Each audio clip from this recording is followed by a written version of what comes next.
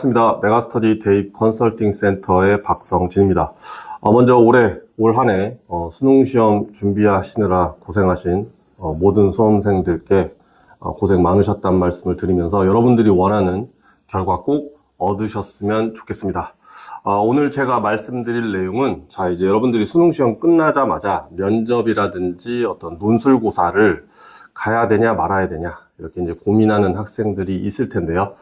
그런 고민하는 학생들을 위해서 간단하게 제가 이 대학별고사 응시 여부를 판단함에 있어서 어떠한 기준을 가지고 갈지 말지, 대학별고사를 갈지 말지를 좀 판단하실 수 있는데 도움을 드리고자 이 영상을 좀 만들어 봤습니다. 그래서 그 부분을 좀 참고하시면 좋을 것 같고요. 먼저 여러분들께서는 이제 전체적으로 특히 고3 현역 학생들 같은 경우는 더욱더 그렇겠지만 이제 정시보다도 수시 중심으로 여러분들이 이제 지원 전략을 세우셨을 텐데 이 교과 전형하고요. 그 다음에 종합 전형, 논술 전형이 이제 수시 주요 전형인데 일단은 교과 종합 전형 같은 경우에 이제 합격 가능성이 어느 정도 되는지를 먼저 한번 따져보시고 그리 높지 않다. 근데 수시에 또 논술도 전형도 지원을 해놨다. 그러면 이제 가채점 해보시고 이 정시에 갈 수 있는 대학과 이제 논술 전형으로 지원해 놓은 대학의 어떤 수준을 비교하신 다음에 이제 대학별고사를 응시하러 갈지 말지 이런 것들을 좀 판단하시면 될 것 같은데 먼저 참고하셔야 될 사항이 좀 있을 것 같습니다. 그래서 올해 좀 입시가 좀 많이 바뀌었죠. 그래서 먼저 여러분들이 참고하셔야 될 내용은 지금 올해 같은 경우는 이제 작년까지는 보통 자연계는 수학 미적분 기하, 탐구는 이제 과학 탐구를 응시해야지만 지원할 수 있게 제한을 두었는데 올해는 이런 제한을 폐지한 대학들이 훨씬 더 늘어났죠. 그래서 이러한 어떤 입시의 변동 상황을 감안했을 때 올해 여러분들께서 이제 정시에 지원 가능 대학 수준을 판단함에 있어서 조금 이제 참고하셔야 될 내용인데요. 먼저 서강대 같은 경우가 서강대는 이제 작년에도 그랬지만 이 인문자연 반영 비율이 똑같았고요. 특히 지정 과목도 없었습니다. 그래서 이제 반영 비율이 국어 36.7, 수학 43.3이었는데 이렇게 되면 이제 자연계 학생들 가운데서 무언가 나는 원래는 자연계를 희망했는데 수학이 상대적으로 조금 못 봤어. 근데 서강대학교는 포기하고 싶진 않아. 그러면 인문계 쪽으로 넘어가 볼까? 여기는 지정 영역이 없으니까. 라고 해서 이제 인문계 쪽으로 넘어가는 교차 지원하는 학생들이 꽤 많았죠. 그래서 그 친구들의 어떠한 그 모집 단위별로 입결을 한번 비교해 보면 좋을 것 같다. 여러분들이 참고하실 만할 것 같다. 라는 차원에서 한번 입결을 한번 보여드리면 지금 보시면 인문계의 이제 상경 계열에 해당되는 경영 경제 같은 경우는 이제 그 70%컷.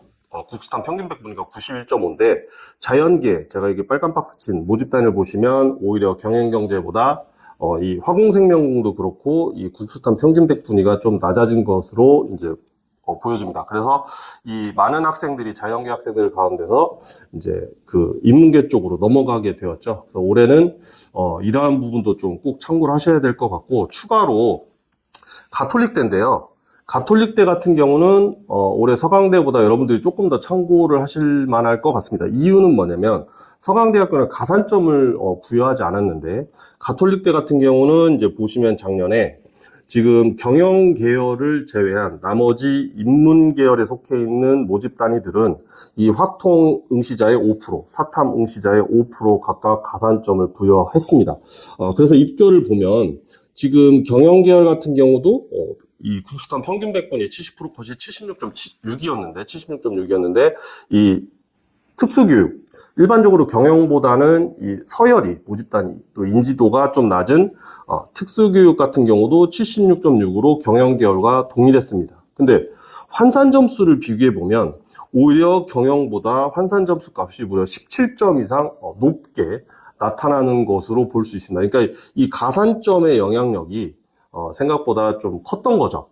그래서 올해는 이러한 어떤 양상을 보이는, 그래서 이러한 양상이라 함은 이 학과 서열로 봤을 때는 인지도가 훨씬 높은 과가 낮은 과에 비하면 점수가 더 높을 걸로 예상을 했지만 이 가산점으로 인해서 무언가 이 서열, 이 입시 결과를 놓고 봤을 때 이 서열대로 무언가 나오지 않는 점수값이 이런 양상을 보이는 경우도 좀 발생할 것 같다. 라는 점을 여러분들이 꼭 참고하시면서 정시 그 지원 대학의 수준을 좀 판단하실 필요가 있다라는 말씀을 드리고, 또 하나는 이제 다 아시겠지만 올해 이제 의대가 전체적으로 거의 1,500명가량 이제 늘어났죠. 그렇다 보니 이 수시 전형에서 의대가 보통 수능 최저 기준을 세게 걸어놓는데, 이 정시에도 의대를 지원해 볼 만한 또는 합격해 볼 만한 그 학생들이 이제 받는 성적이 보통 3합 4, 뭐 3합 뭐 3개 영역 등급합 뭐 3, 뭐 4개 영역 등급합 6, 뭐 아주대 같이, 그리고 4합 5, 4개 영역 등급합 5, 뭐 고려대라든지 그 다음에 뭐 영남대, 이런 대학들은 실제 되게 세게 걸어놨거든요.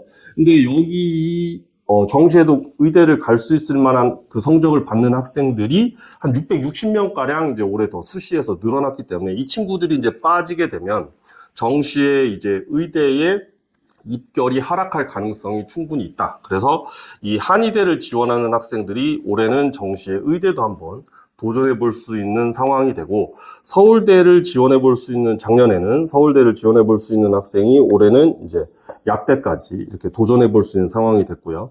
그리고 뭐 국민대 같은 친구도 올해는 다군에 뭐 홍대를 한번 좀 더 노려볼까? 뭐 이런 식으로 해서 좀 더 대학 레벨을 높여서 지원해 볼 수 있는 상황이 됐기 때문에, 단순히 작년에 대학에서 발표한, 어디가에서 발표한 입결만을 토대로 여러분들이 정시 지원 가능 대학 수준을 따져보시는 거는 조금 불리함이 있을 수 있다. 그래서 이런 이 변화되는 상황도 참고하실 필요가 있다라는 점이고요.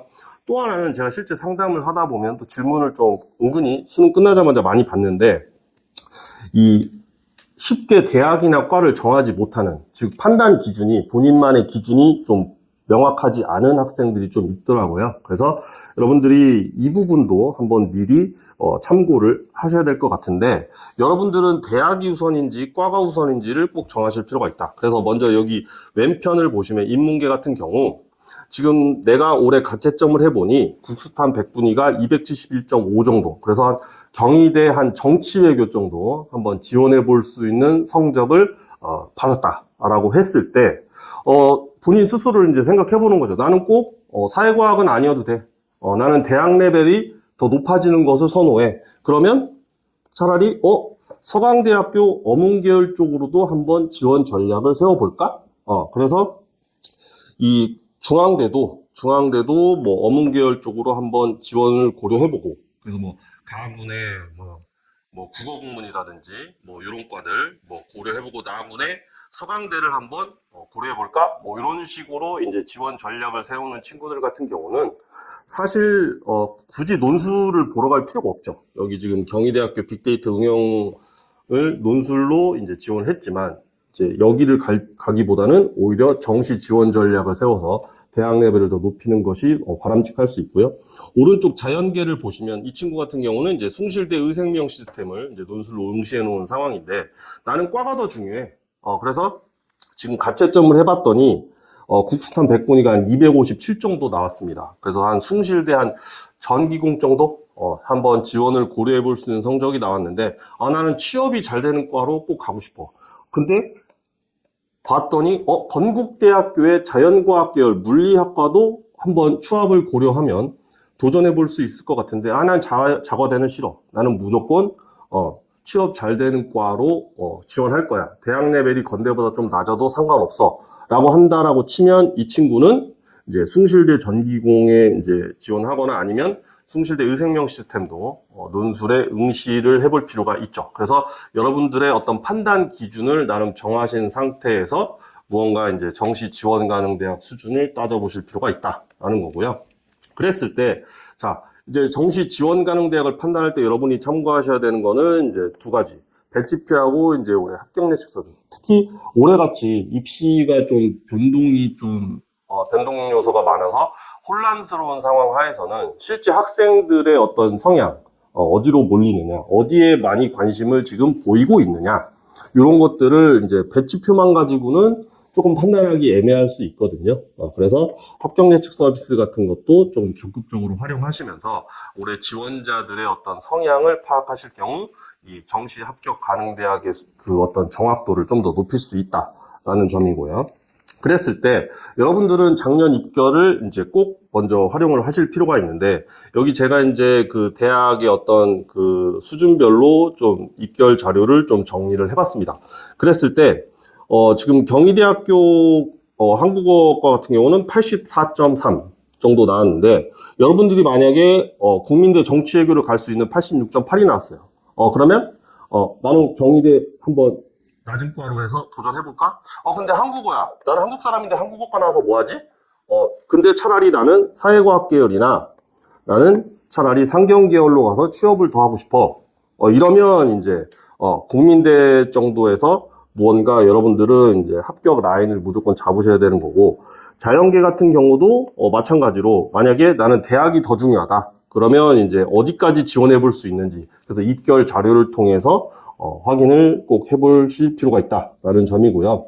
여러분들이 이런 좀 전에 보여드렸던 백분위 자료를 활용하실 때 한 가지 좀 주의하셔야 될 부분은, 지금 제가 경희대학교 입결 자료를 가져왔는데, 지금 인문 계열에 속해 있는 영어 영문이나 의상, 그리고 사회 계열에 속해 있는 국제가 이 작년도 입결을 보면 국수탄 평균 백분위 70% 컷이 동일했습니다. 그래서 모두 이제 87.7 정도를 보이고 있는데, 실제 환산 점수를 비교해 보면 이제 이런 식으로 차이가 발생을 하는 거죠.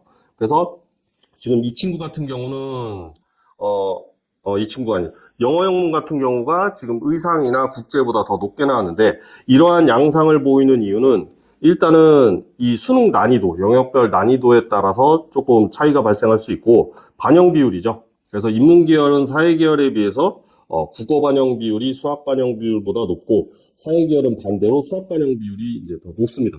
그렇다 보니 이 반영 비율을 적용했을 때 동일한 백분이라고 하더라도 환산 점수의 차이가 좀 발생할 수 있다라는 점이고, 실제 좀 전에 그 87.7인 학생을 이제 영역별 반영 비율을 적용해서 인문계열과 사회계열로 각각 계산을 해보면, 인문계열 같은 경우도 그렇고 사회계열 같은 경우도 그렇고 실제 반영 비율을 적용한 이 백분위는 더 올라가게 됩니다. 그런데 이런 실제 모집 단위의 어떤 그 영역별 백분위도 반영 비율을 적용해서 보면 유불리가 조금 달라지게 되는 거죠. 그래서 이 친구 같은 경우는 국어 부문 같은 경우는 지금 90.9로 본인의 성적보다 지금 더 입결이 높게 나왔기 때문에 소신 또는 상향 지원에 해당될 수 있고, 그러면 나는 중국어과, 국제캠에 있는 과를 지원하는 것이 합격 가능성이 좀 높겠구나.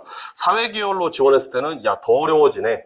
이런 식의 어떠한 본인의 어떤 지원을 했을 경우, 고려했을 경우에 이 어느 정도 합격 가능성이 높아지는지 낮아지는지에 대한 요 판단, 요 정확도가 높아진다는 점을 꼭 참고하시면 좋을 것 같고, 이번에는 서강대학교를 좀 알아보도록 하겠습니다. 이번에 이제 B 학생이 올해 가채점을 했는데 이 국수탐을 이렇게 받았고, 국수탐 평균 백분위가 92.7 정도 나왔습니다. 그랬을 때 작년도 서강대 이 자연계 입결을 보면 이 친구는 단순 백분위만 놓고 보면은 화학, 생명과학, 수학, 물리 이런 자연과학대에 속해 있는 과들이 지원 또는 합격이 가능한 것처럼 보여지는데, 실제 서강대학교의 반영 비율을 적용했을 경우 이 B 학생의 이 백분위는 94.1이 되고, 이 모집 단위별로 반영 비율을 적용했을 때는 각각 이렇게 나오는데, 단순 백분위를 계산했을 때는 아까 좀 전에 화학과도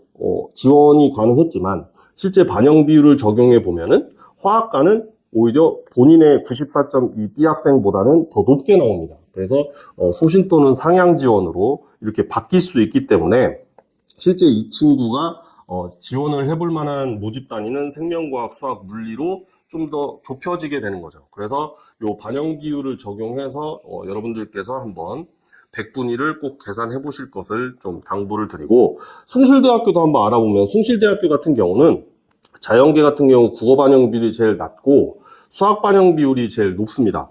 그렇다 보니 지금 입결 자료, 저희 이제 재원생들 중에 일부 입결 자료를 보면 전반적으로 수학 백분위 성적이 이 국어라든지 탐구보다 높은 것을 볼 수 있고요. 탐구가 25% 반영이 국어가 20인데, 마찬가지로 탐구가 국어에 비해서는 전반적으로 이 백분위 성적이 높은 것을 볼 수 있습니다. 그래서 이 반영 비율이 높은 쪽의 성적을 잘 받았을 경우 그만큼 환산 점수 그 결과값이 유리하게 계산되기 때문에 여러분들은 반영 비율을 꼭 참고하셔서 한번 이 어떤 대학이 본인한테 유리하게 반영 비율을 적용하는지, 어느 정도 수준의 대학을 지원해 볼 만한지 이걸 꼭 한번 따져보실 필요가 있고, 그래서 일단은 오늘 제가 말씀드린 내용을 간단히 정리를 해보면, 첫 번째는 올해 그 입시가 작년에 비해서는 이제 좀 변동된 요소들이 많이 있는데, 그런 부분을 감안해서 작년 입결을 그대로 적용하기보다는 여러분들께서 조금 더 뭐 예를 들면 아까 말씀드렸다시피 뭐 의대 1,500명 모집 인원 증가로 인해서 입결이 뭐 하락할 것 같다. 그러면 어디까지 내렸을 거냐? 정시 어디까지 내렸을 수 있냐? 또는 어디까지 높였을 수 있냐? 이런 것들 좀 따져보시고, 그러니까 내려 쓴다는 얘기는 이제 과를 좀 낮춘다는 얘기겠죠. 대학 레벨은 높이더라도. 네. 그런 상태에서 이제 대학별 고사를 지원하신 대학의 수준과 맞추신 다음에 그 대학별 고사를 이제 보러 갈지 말지를 최종적으로 결정하시면 되겠습니다. 그래서 오늘 영상은 이것으로 마치도록 하고요. 남은 기간 동안 여러분들께서 최대한 빠르고 현명하게 판단하셔서 올해 여러분께서 꼭 좋은 결과 있으시길 바라겠습니다.